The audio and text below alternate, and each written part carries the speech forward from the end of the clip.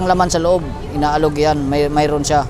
Kung ito, pag personal mo mahawakan to at alugin mo, mayroon laman yan sa loob. Mga mutya o maalog talaga. O, kaya nga ang importante lang dyan, pag kumuha ng ganito, yung alog. Hindi ito basta-basta kinukuha. Pag walang alog, tinatapon na lang yan. O, kailangan may alog, yun ang importante ron. Yan. Ito may alog yan. May alog ito. Yan, available ito. Mayroon pa tayo nitong stock lagi. Salsagan, kabal at saka init ang proteksyon. Ito naman kahoy na naging bato. Yan. Oh. Petrified. Oh. Ito yung balat, yung sa ibabaw, oh, nababakbak yan. Oh, kita nyo, nababakbak yan. Kahoy pa, no? Oh, balat yan ha, yung pinakaibabaw. Pero ito pinakagitna. Oh, bato yan. Oh. Pati yung ulit yung balat niya, saan yung balat niya? Ito yung balat. Yan. Pag kiniskis mo yung balat niya, nababakbak. Sabihin yan yung parte na Oh. hindi naisama. Kasi yung iba, sabihin nila baka piki yan. Ito yung balat talaga niya. Kiskisin mo yan, ayan, nababalat talaga siya. Oh, pero ito na yung ilalim niya. Oh, ito naman panglakas sa katawan ito. Kung may ganito ka, kung sino yung mga ano sa inggit o mga kulam, barang, ito mas magandang proteksyon din to. Pang proteksyon lang ito sa mga gawa ng tao. Yan. Kahoy na naging bato. Hindi nakakalito. May ngay. Tapos ito, sinong nakakalam sa kidlat, ito yung buong kidlat ko. Yan. Buo yan. Walang grinder yan. But square na square yan. O, ganyan talaga yung nakuha ko. Hindi Ay, yan kalikasan na square yan. O, hindi yan grinder o ano dyan. Hindi. Ganyan talaga yung nakuha. Yan. Natural na O, ganyan. natural yan. Yan. Hindi ko hiniwa kasi kung hiniwa yan, makikita nyo naman pantay. Pagkahiwa yan, o, hindi pantay yan. Yan. Kaya ako nakakuha nito, yung kidlat. Buo. Yan ang harap. Ito naman yung isang kidlat na maliit, yung kulay itim. Yan. Pabilog. Itim yan, itim.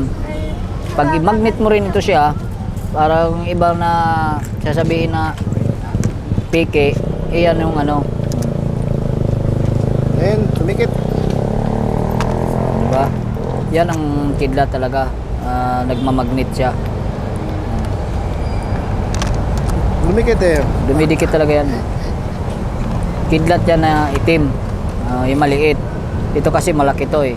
Hindi basta ito nabibinta kasi malaki. Pero ito, ang ginagamit lang talaga ito. May sikreto ang gamit nito. Kung sinong magtanong kung anong gamit sa kidlat, pwede lang doon ko na sasabihin kasi masilan ang kidlat. Di natin pwede ano talaga. Sabihin kung ano yung pinaka bisa niya. Pero kung sa lakas, sasabihin ko yung sa lakas, tsaka sa mga sakit, hinihigop, yun lang ang pwede kong sasabihin. Pero yung sekreto pa niyan, pwedeng tumawag na lang sila, pwede silang magtanong. Kahit hindi bibili, pwedeng magtanong. Sasagutin natin. Kahit hindi bibili. Pero bawal pa sabihin sa vlog. Pero dito, hindi ko pwede lahat sasabihin. Okay. Ito pala, marami palang lihim to ha. Maganda rin to ha. Alam ko nga, ginalinder to. No, kidlat yan. Kidlat. Okay. Yan. Ito naman, ito yung transparent na shield tulya. Oo nga ano. Puti siya, pero ang lahi talaga niyan dapat ito. Yan siya. Ang lahi niya ito. Ito kasi bihira, puti. Yan, bihira yan siya. Kasi ito dapat talaga ang normal niya na kulay sa mga tulya. Kaso ito, mas bihira ito. Yan, yung puti tulya. Ito naman, magamit pantikong bibig. Sa mga madadaldal ito may ginagamit kasi pantikong bibig ito. May mga kasamahan ka sa trabaho, maiingay, amo mo maingay. Ito mas maganda pandipinsa sa pantikong bibig.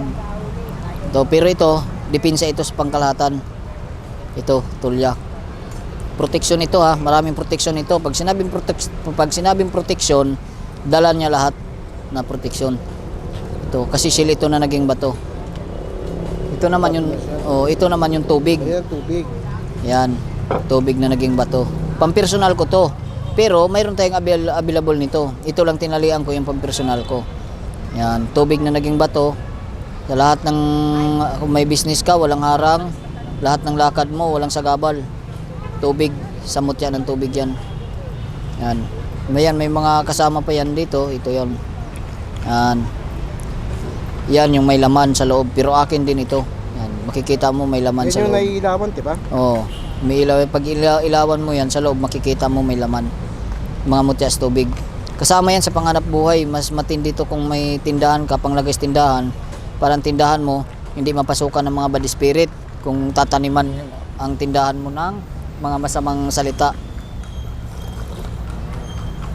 Ito naman ang protection sa pangkalahatan. Ang malakas yan, Oo. Ito yung tinatawag na signal, kumukulo pag may mga sakuna o gawa sa iyo na hindi maganda. Yan, bumubukal yan siya. Ibig sabihin, pag kumulo yan siya, nagbibigay siya ng proteksyon sa tao na may hawak nito. Pagdala mo ito, kahit saan ka mapunta, hindi ka basta-basta malapitan ng mga masamang loob o kaya yung mga intensyon na lalasunin ka, kahit o yung pagkain mo lagyan ng lason or pang kulam. Ito yung depensa yan sa loob, kumukulo yan tinatawag na signal, depensa sa kalahatan. Pan-travel ito, kahit saan ka mapunta may dala ka nito, pang to talaga, protection sa lahat.